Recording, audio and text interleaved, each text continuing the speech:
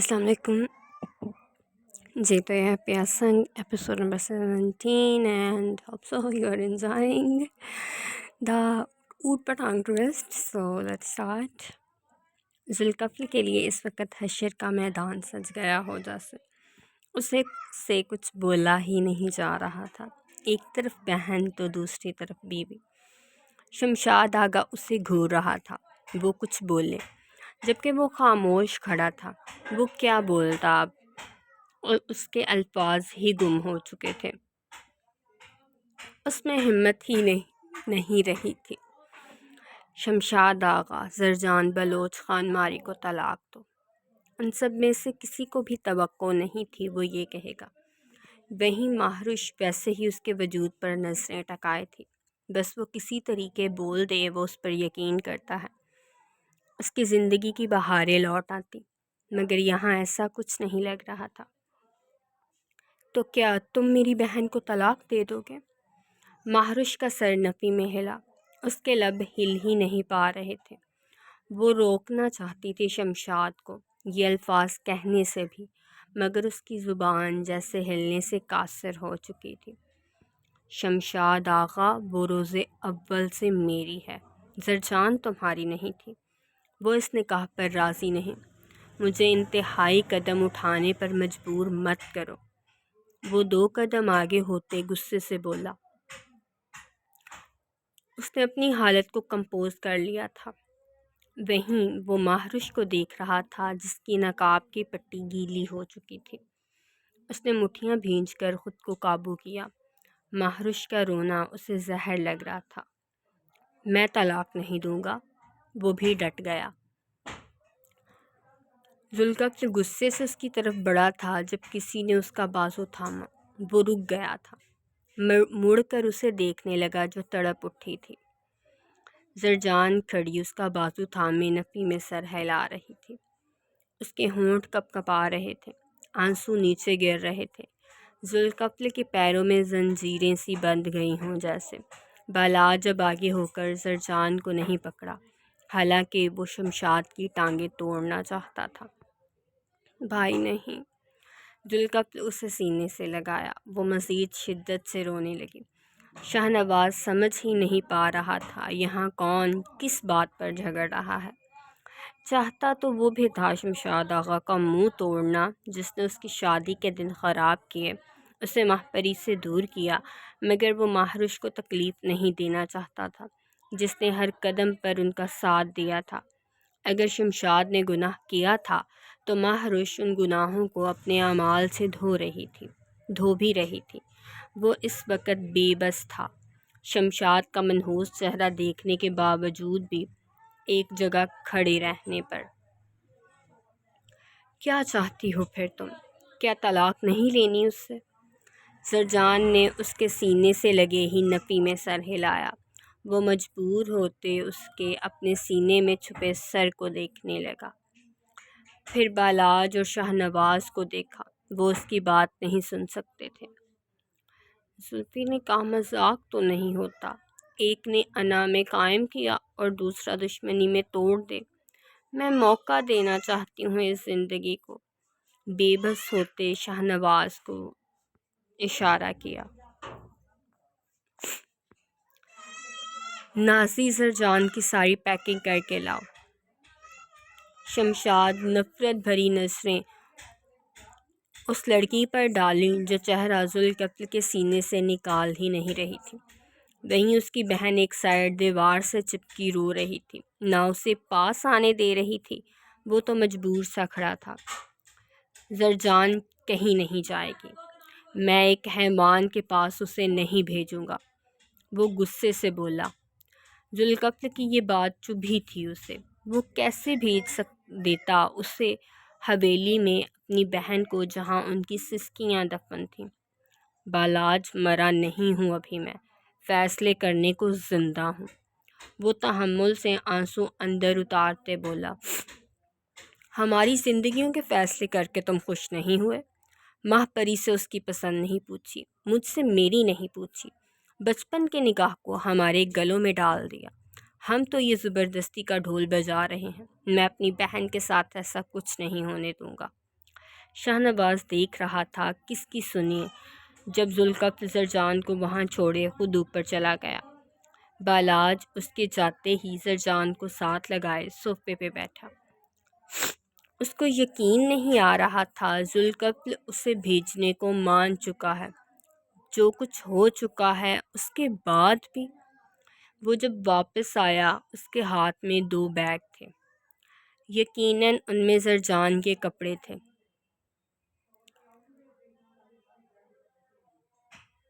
اس نے لاتے ہی وہ ہال کے وسط میں رکھے۔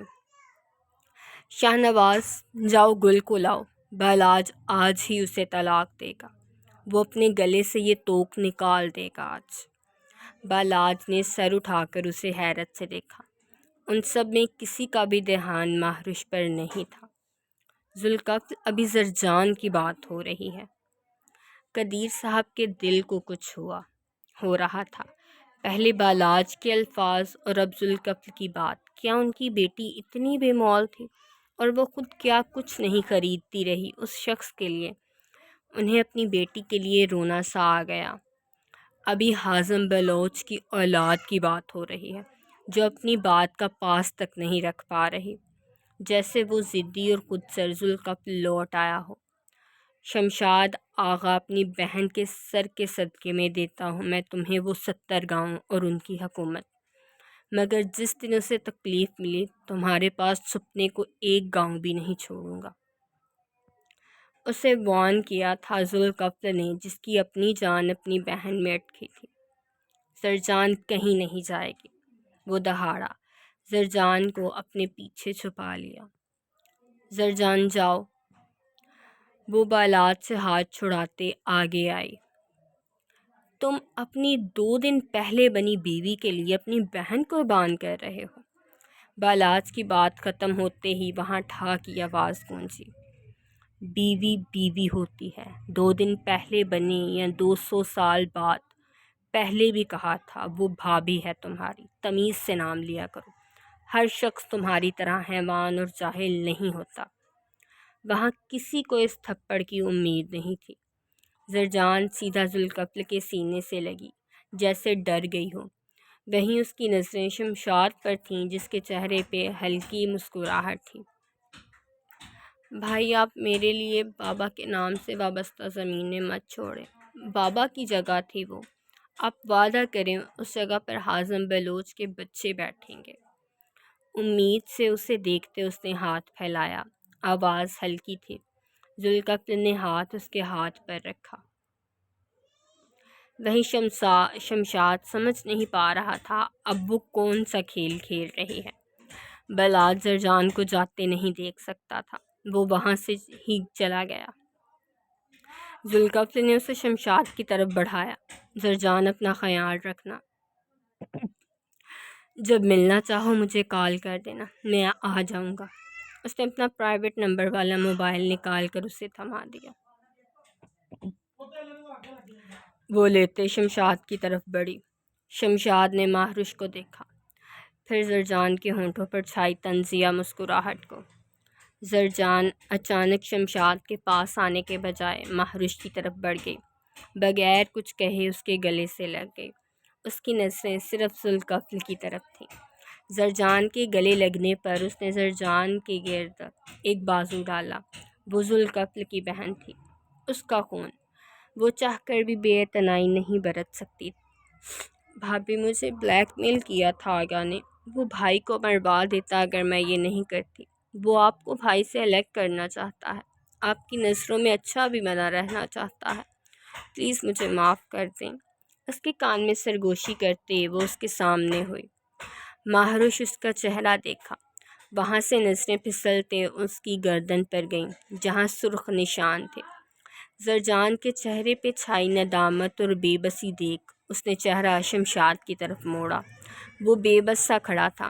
مہروش اب ذوالقفل کی جگہ کھڑی تھی، جہاں اپنے بھائی کے اتنے چہرے دیکھ لینے کے بعد مشکل تھا وہ اس پر یقین کرتی یا سامنے نظر آتے سچ پر۔ مجھے معاف کر دیں۔ اس کے ہاتھ تھامے وہ چہرہ زرجان کی طرف موڑ گئی۔ مہروش کے ہاتھ چومتے وہ اگلے ہی پل ذوالقفل کے پاس کھڑی تھی۔ جس نے اس کے دونوں بیگ نیچے سے اٹھائے۔ شمشاد مہروش کے چہرہ موڑنے پر تڑپا۔ وہ ابھی اس کی طرف جاتا جب وہ سیدھ میں جاتے نہ جانے کہاں گم ہو گئے۔ وہ اس لڑکی کی چال سمجھ نہیں پا رہا تھا جو اس وقت اس کے ساتھ رخصت ہوتے اس کی بیوی کی حیثیت سے جا رہی تھی۔ اس نے تڑپتے بے بسی سے ذوالکفل کے آگے قدم بڑھائے۔ زرجان، اپنا خیال رکھنا اور ان باپ بیٹے سے فاصلہ بنائے رکھنا تب تک جب تک تم سب جان نہ لو۔ راز دفن ہے اس حویلی میں، ہر راز کی قیمت اگلے سے بھاری ہوگی۔ شمشاد ڈرائیونگ سیٹ پر بیٹھا تھا۔ ذوالکفل اسے سینے سے لگائے باہر کھڑا تھا۔ اس سے چند باتیں کرتے ذوالکفل گاڑی کا دروازہ کھولتے اسے اندر بٹھایا۔ اس کے گاڑی آگے لے جانے تک وہ دونوں بھائی بہن ایک دوسرے کو دیکھتے رہے۔ اس کے پاس شاہ نواز بھی آ کھڑا ہوا تھا۔ ذوالکفل اس کو محسوس کرتے چہرہ مجبوراً موڑا۔ کوشش کرنا حویلی کا ایک آدھ چکر لگا آیا کرو۔ اتوار کو شمشاد وہاں نہیں ہوتا۔ گارڈز تمہیں نہیں روکیں گے۔ میرا جانا مشکل ہے۔ اس کا کندھا تھپک کر وہ چلا گیا۔ شاہ نواز اس کے جانے کے بعد بھی وہیں کھڑا رہا۔ ذوالکفل جب اندر آیا مہروش وہاں نہیں تھی۔ قدیر صاحب یقیناً اپنے کمرے میں جا چکے تھے۔ بالاج کو ویسے ہی اس وقت نخرے دکھانے کا شوق تھا۔ ماہ گل کمرے میں بے ہوش پڑی تھی، وہی ماہ پری اپنے کمرے میں بیٹھی رو رہی تھی۔ ذوالکفل کچن میں بھی اسے نہ دیکھ گھر کے پچھلے لان کی طرف آیا۔ وہ وہیں چہرہ موڑے کھڑی رو رہی تھی۔ اس کے وجود کا لرز نہ بتا رہا تھا وہ رو رہی ہے۔ ذوالکفل اس کے ساتھ جا بیٹھا۔ وہ خود بھی لکڑی کے اس فینسی سے صوفے پہ بیٹھی تھی۔ اس نے چہرہ موڑ کر نہیں دیکھا۔ ذوالکفل بغیر کچھ کہے اس کے کندھے پر سر رکھ گیا۔ اس کا رونا مزید تیز ہوا۔ اس کے آنسو پانی کی طرح بہہ رہے تھے، مگر وہ سب نقاب میں جذب ہو رہے تھے۔ ذوالکفل نے یوں سر اس کے کندھے پر رکھے ہی نقاب اس کے سر کی طرف الٹ دیا۔ اب اس کا چہرہ سامنے تھا جو آنسوؤں سے تر تھا۔ ذوالکفل اوپر ہوا۔ اس کے گرتے آنسو دیکھ نفی میں سر ہلاتے جھکتے اپنے ہونٹوں سے وہ آنسو چننے لگا۔ جتنے قطرے وہ بہاتی وہ اتنے ہی چنتا جاتا۔ آج ذوالکفل کے دل کی دھڑکن بھی نہیں بڑھی۔ آج مہروش کا چہرہ بھی گلال سا سرخ نہیں ہوا۔ بہت ظلم کرتی ہو تم ان آنکھوں پر۔ مجھ پر تو کرتی ہی ہو، مگر جو ظلم ان پر کر رہی ہو اس کی تو کوئی انتہا نہیں۔ افسوس سے کہتے اس نے شدت بھرے بوسے اس کی آنکھوں پر دیے۔ ساتھ ہی مہروش کے وجود میں ٹھنڈک سی اتری۔ یوں لگا جیسے وہ تڑپتے صحرا سے چھاؤں میں آ گئے ہو۔ اس نے کوئی مزاحمت نہیں کی، بلکہ مزید ذوالکفل کے پاس ہو گئے۔ ذوالکفل کے دونوں ہاتھ بھی اب مہروش کی کمر پر آ گئے۔ وہ سمٹ سی گئی اس کے وجود میں۔ دونوں کی دھڑکنیں بڑھ گئیں۔ وہ جگہ خاموش تھی۔ ہلکی کھنکی بھری ہوا کی سردی بھی اب ان دونوں کو محسوس نہیں ہو رہی تھی۔ وہ دونوں خود میں کھوئے ہوئے سے تھے۔ ذوالکفل ایک ہاتھ بڑھاتے اس کے لبوں کو ہلکا سا چھوا۔ وہ ایک دفعہ تو کپکپائی، پھر ساتھ ہی پیچھے ہو گئی۔ اس کا چہرہ سرخ ہو چکا تھا، دھڑکنیں بڑھ چکی تھیں۔ اتنا تو وہ جانتی تھی وہ شخص کتنا ظالم ہے، اور کب حد سے بڑھ جائے وہ سمجھ نہیں سکے گی، مگر ابھی اسے صرف یہ جاننا تھا کیا وہ اس پر یقین کرتا ہے۔ اگر تم گارڈز کو اسے لے جانے کی اجازت نہ دیتی تو وہ آج ہم سب کے درمیان ہوتی۔ اس کی جو آنکھیں خشک ہوئی تھیں وہ پھر سے نم ہونے لگیں۔ ذوالکفل نے اس کے کندھے کو پھر اپنا تکیہ بنا لیا۔ زرجان سچ چھپایا ہے، اور اس بات کی میں معافی مانگتا ہوں۔ وہ بس شمشاد کو تکلیف دینا چاہتی ہے۔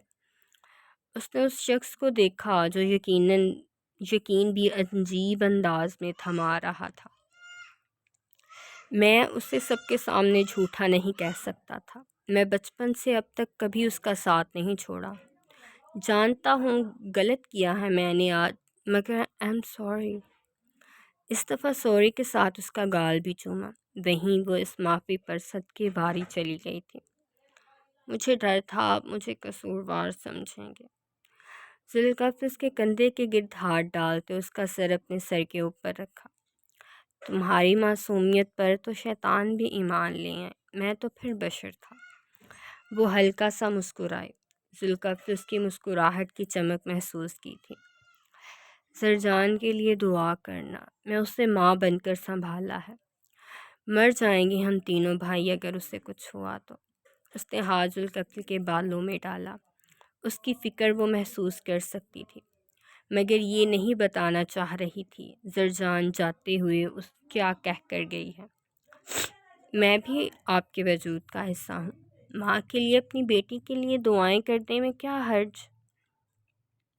ذوالکفل کچھ نہیں بولا، بس اس کے کندھے کے ساتھ لگے ہی ہلکا سا رخ اس کی طرف موڑا۔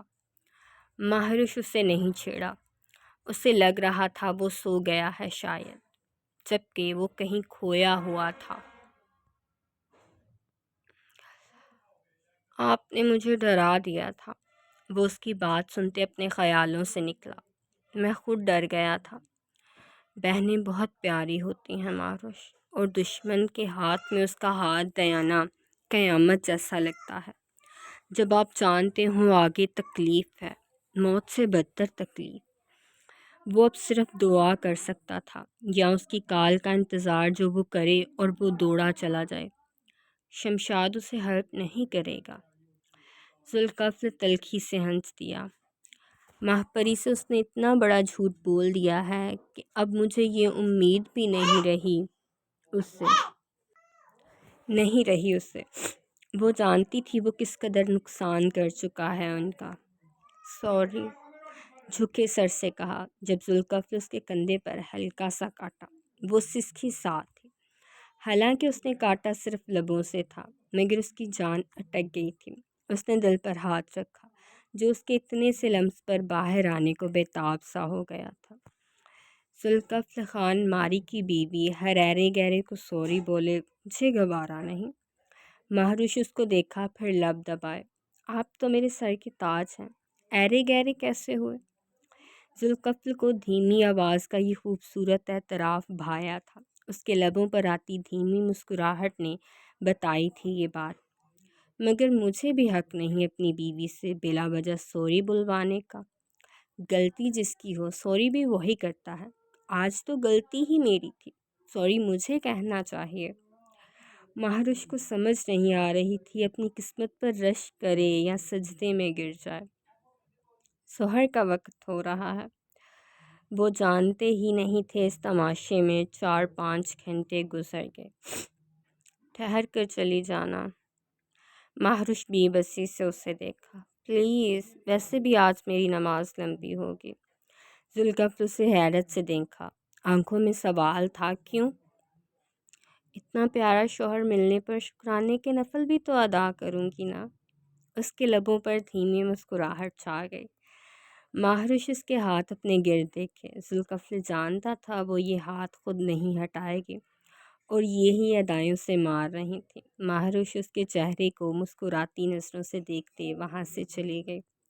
وہ وہیں بیٹھا سوچ رہا تھا، یہ لڑکی جس کسی کی زندگی میں بھی جاتی اسے خوش قسمت کر دیتی۔ وہ ایک کوہ نور تھی، سب سے نایاب اور قیمتی۔ اس کا اندازہ کسی فقیر کو نہیں ہو سکتا تھا۔ مہرش سیدھا اپنے کمرے کی طرف گئی تھی۔ وہیں وہ اسی صوفے پہ لیٹ گیا، اپنا دوسرا موبائل نکال کر زرجان کی لوکیشن چیک کی۔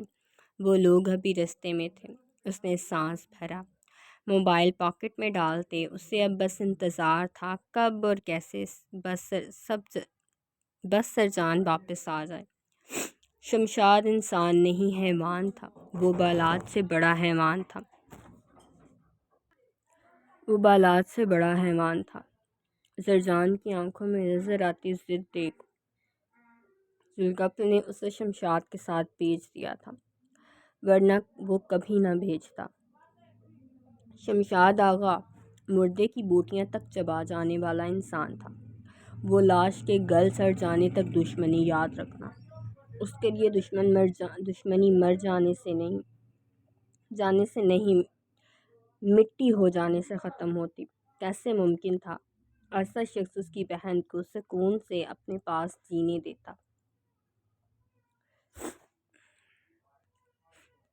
زرجان کا جنون بتا رہا تھا۔ وہ 1 ہفتے تک سب ہینڈل کر لیتی اور تب تک وہ کوئی حل نکال لیتا۔ ابھی تو اسے ابرار کی طرف سے بھی ڈر تھا۔ وہاں زرجان کے پاس 1 نہیں 2 حیوان تھے اور اسے ان دونوں حیوانوں سے بچنا تھا۔ اس نے گارڈز کو بھی کال ملا دی تھی، مگر زرجان کو خطرہ باہر سے نہیں، گھر کے اندر سے تھا۔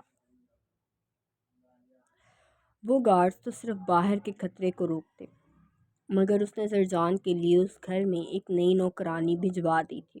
وہ اس کا خیال رکھتی، زرجان کو کمرے میں سامان پیک کرتے، اس نے وہاں کا سارا بندوبست دیکھ دیا تھا اور وہ ایسے ہی اسے نہیں بھیج رہا تھا۔ ہما وقت وہ نوکرانی اس کے پاس رہنے کی کوشش کرتی۔ وہ ماں جیسی ممتا دکھا کر باپ جیسی حفاظت بھی کر رہا تھا۔ وہ اپنی بہن کا بھائی نہیں، ماں باپ تھا۔ ان کی گاڑی گھر سے نکلی ہی تھی جب زرجان کے چہرے کی وہ معصومیت اور بے بسی غائب ہو گئی۔ اس کی جگہ اب شیطانی مسکراہٹ نے لے لی۔ اس نے ڈیش بورڈ سے ٹیشو کھینچ کر نکالتے سب سے پہلی تو آنکھیں رگڑی، پھر اسی ٹیشو پر ناک رگڑتے اسے گاڑی کے کھلے شیشے سے باہر پھینکا۔ موبائل کی اسکرین میں اپنا چہرہ دیکھتے ہاتھ سے بال سنوارا۔ شمشاد کی نظریں اس کی حرکتوں پر ہی تھیں۔ وہ لڑکی واقعی بہت بڑی چال باز تھی۔ آج علم ہوا حازم بلوچ کے خون کی ساری چالاکیاں اور دغا بازی کہاں گئیں۔ وہ موبائل گود میں رکھتے گہرا مسکراتے اس کی طرف مڑے۔ جیسے کو تیسا، تم نے ماہپاری کے ذریعے چال چلی اور میں نے تمہاری بہن کے، بدلہ تو لینا تھا مجھے۔ وہ لڑکی واقعی حازم بلوچ کا خون تھی۔ ناز و نخرہ ماریہ بلوچ والا اور دھوکہ اور چال بازی حازم بلوچ والی۔ وہ بھی تو ایسے ہی بازیاں پلٹ دیتا تھا، سب الٹ دیتا تھا، جیسے آج زرجان نے کیا تھا۔ وہ تو بیوقوف لڑکی تھی، افسوس سے کہا، جو اس کے ایک دفعہ کہنے پر ہی مان گئی۔ کوئی ایسا ثبوت بھی نہیں مانگا جس پر کوئی یقین کر سکے، اور میں نے آج تمہاری بہن کو بیوقوف بنایا۔ اس کے لبوں پر گہری مسکراہٹ تھی۔ وہیں شمشاد اس بات کو نہیں سمجھا تھا۔ یہ نشان دیکھو۔ اس نے گردن سے کالر ذرا نیچے کھینچی۔ سانولی سی رنگت پر گوری گردن دیکھ وہ ٹھہرا۔ یہاں پہ گردن تھا، خیر that's all right. گردن کدھر تھا؟ اس نے گردن سے کالر ذرا نیچے کھینچی۔ سانولی سی رنگت پر گوری گردن دیکھ وہ ٹھہرا، مگر وہاں جگمگاتے سرخ نشانوں نے اس کی توجہ کھینچ لی۔ یہ دیکھے ہیں مہروش بی بی نے، کیا سمجھے گی وہ ان نشانات سے؟ تم نے بلیک میل کیا مجھے، ایک بے بس بے سہارا لڑکی کو، اپنے مقصد میں کامیاب ہونے کے لیے، اسے ذوالقفل سے الگ کرنے کے لیے۔ اس کے کہہ کے گاڑی میں گونجنے لگے۔ وہیں شمشاد حیرت سے سڑک کے درمیان بریک لگائی تھی۔ وہ تو شکر تھا پیچھے کوئی گاڑی نہیں تھی۔ اس کے کہہ کے اس وقت شمشاد آقا کو زہر لگ رہے تھے، مگر وہ بغیر پرواہ کیے دل کھول کر ہنس رہی تھی۔ درد ہو رہا ہے نا؟ اس کی طرف دیکھتے سوال کیا۔ ان ہاتھوں سے آنسو صاف کیے ہیں میں نے اپنی جان کے، اور تمہیں لگتا ہے میں بھول جاؤں گی اس کے آنسو؟ وہ رک کر اس لڑکی کو دیکھ رہا تھا جو بدلہ لے رہی تھی اور مکمل لے رہی تھی، مگر مہروش کا چہرہ موڑ لینا یاد آیا تو اس کو تکلیف سی اٹھی۔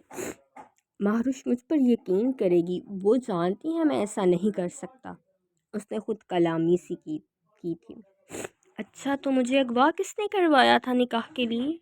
اس کی آنکھوں سے شعلے نکل رہے تھے۔ میں جان لے لوں گا تمہاری، وہ دہاڑا۔ وہیں وہ بالکل بھی نہیں گھبرائی۔ اس جنگ میں آنے سے پہلے یہ ڈر نکال کر آئی ہوں، شطرنج کا کھیل کھیل رہی ہوں، ہارنے کے ڈر سے بے پرواہ ہوں میں، اور تمہیں لگتا ہے مجھے مرنے کا ڈر ہوگا؟ تن سا کرتی وہ سیدھی ہو کر بیٹھی۔ شمشاد اندر سے بے بس تھا۔ پہلے وہ قصوروار تھا، مگر اس دفعہ اس نے کچھ نہیں کیا تھا۔ پھر بھی اس کی بہن اس سے نفرت کر رہی تھی۔ وہ کیسے بتاتا اسے وہ غلط سوچ رہی ہے۔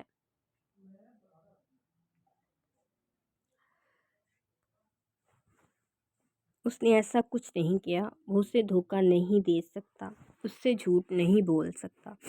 کاش وہ اس کے سامنے ہوتی تو وہ اس کے قدموں میں گر جاتا، اس کے پیروں میں گر کر معافی مانگتا، اور تب تک مانگتا جب تک وہ اسے معاف نہیں کر دیتی۔ مگر اب وہ واپس نہیں جا سکتا تھا، اور یہاں سے آگے جانا اس لڑکی نے مشکل کر دیا تھا۔ بالاج کا غصہ حد سے سوا تھا۔ وہ اپنے کمرے میں بہت دیر برداشت کرتا رہا، مگر نہیں ہو سکا۔ آخر غصے سے وہ ذوالفقار سے سوال کرنے کو اس کے کمرے کی طرف آیا۔ غصے سے دروازہ کھٹکھٹایا، مگر جواب نہ آنے پر اس نے ہاتھ سے دھکیل دیا۔ وہ اندر آیا، وہاں کوئی نہیں تھا، مگر کمبل میں کسی کے ہونے کا گمان ہوا۔ وہ مہرش نہیں تھی، اتنا تو وہ جانتا تھا۔ وہ آگے آیا، چہرہ واضح ہوا۔ اس نے درد چہرے پہ سجا کر سوئی محگل کو دیکھا۔ وہ اپنے نام کی طرح ہی تھی، گل، سرخ گلاب کا پھول، چاند کی طرح چاندنی سمیٹے، سفید پھول کی طرح منور۔ بالاج اس کے بیڈ کے پاس آتے وہاں اس پر جھکا۔ وہ نیند میں گم تھی۔ بالاج کا دھیان اس کے بازوں پر آئی خراشوں پر گیا، پھر وہاں سے گردن اور کندھوں کے درمیان سرخ نشانوں پر۔ اپنے دانتوں کا سوج، لبوں پر مسکان سجی۔ وہ آیا تو غصے میں تھا، مگر اب اس کے چہرے کی مسکراہٹ چھا چکی تھی۔ وہ اس کے کان کے پاس جھکا۔ ابھی تو تمہیں مجھے آگ میں جلانا تھا، اور اتنے سے لمس پر بس ہو گئی۔ کبھی جو مکمل برسوں تو تم تو پگھل ہی جاؤ میری برسات میں۔ بھاری سرگوشی سے سنتے محگل بے چین ہونے لگی، جیسے کوئی اس کے وجود پر گرم سیال مایہ ڈال رہا ہو۔ وہ تڑپنے سی لگی تھی، پھر اس کے چہرے پہ پسینے کے قطرے نمودار ہوئے۔ بالاج اس کی حالت دیکھی، پھر چپ چاپ وہاں سے نکلتا چلا گیا۔ یہاں رکنا اب ٹھیک نہیں تھا۔ جیسی اس کی حالت ہو رہی تھی وہ اٹھ جاتی۔ ابھی کل کے پینک اٹیک وہ نہیں بھولا تھا، اور نہ ہی اپنے ماتھے پر لگی وہ ضرب جس نے اس کا اچھا خاصا خون ضائع کر دیا تھا۔ تو جی سرجان کے لیے آپ پریشان بالکل بھی مت ہوں، وہ پازیٹیو ہی رہے گی، مگر شمشاد کا خون جلانے کو بھی تو کوئی چاہیے۔ اور اگلے ایپی میں وہ پھر سے اپنی ہنسی مذاق کے ساتھ حاضر ہوگی۔ تب تک کے لیے یہ انجوائے کریں۔ یہ ایپی چھوٹی ہے، مگر مجھے آج زیادہ وقت نہیں مل رہا، تو اتنا ہی۔ ٹھیک ہے، پھر سے آتے ہیں۔ اللہ حافظ۔